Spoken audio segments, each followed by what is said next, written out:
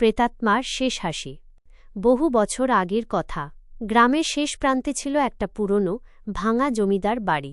দিনের বেলাতেও সেদিকে কেউ বিশেষ যেত না, আর রাতের কথা তো বাদই দিন। সবাই বলত বাড়ির ভেতরে নাকি এক অশান্ত প্রেতাত্মা বাস করে।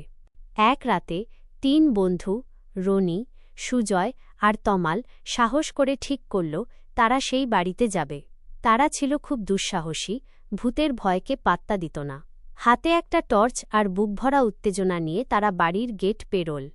পুরনো বাড়ির ভেতরে ঢুকে তাদের গা ছমছম করতে লাগল। চারদিকে ধুলো, মাকড়সার জাল আর একটা কেমন স্যাঁতসেঁতে পুরনো গন্ধ। তারা সিঁড়ি বেয়ে উপরে উঠতে শুরু করল। সিঁড়িগুলো ক্যাঁচকোঁচ শব্দে প্রতিবাদ জানাতে লাগল, যেন কেউ তাদের উপরে হাঁটাচলা পছন্দ করছে না। উপরে একটা বড় হলঘর, তার এক কোণে একটা ভাঙা দোলনা। হঠাৎ সুজয় ফিসফিস করে বলল, দেখ।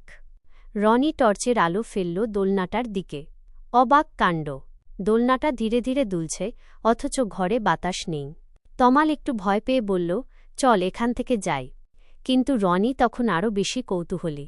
সে এগিয়ে গিয়ে দোলনার দুলুনি থামাতে চাইল। যেই না সে দোলনাটা ধরেছে অমনি ঘরের কোণ থেকে ভেসে এলো এক ঠান্ডা, তীক্ষ্ণ হাসির শব্দ। হাসিটা যেন তাদের হাড়ের ভেতর পর্যন্ত কাঁপিয়ে দিল।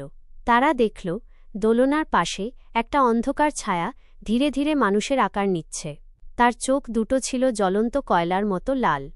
তারা ৩ জনই বাব্বা বলে চিৎকার করে উঠল এবং এক মুহূর্তও দেরি না করে সিঁড়ি বেয়ে পরিমরি করে দৌড়ে নিচে নামতে লাগল।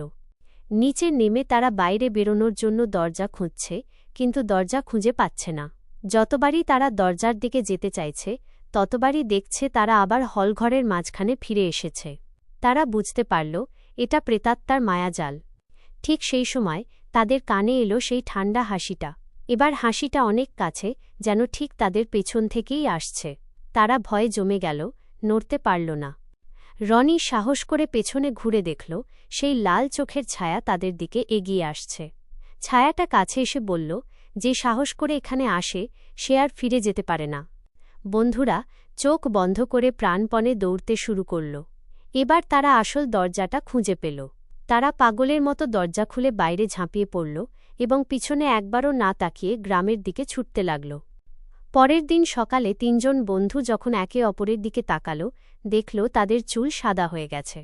সেই রাতের ভয়ানক অভিজ্ঞতা তাদের চিরদিনের জন্য বদলে দিয়েছিল, আর তারা কখনো ভুলেও সেই জমিদার বাড়ির দিকে পা বাড়ায়নি।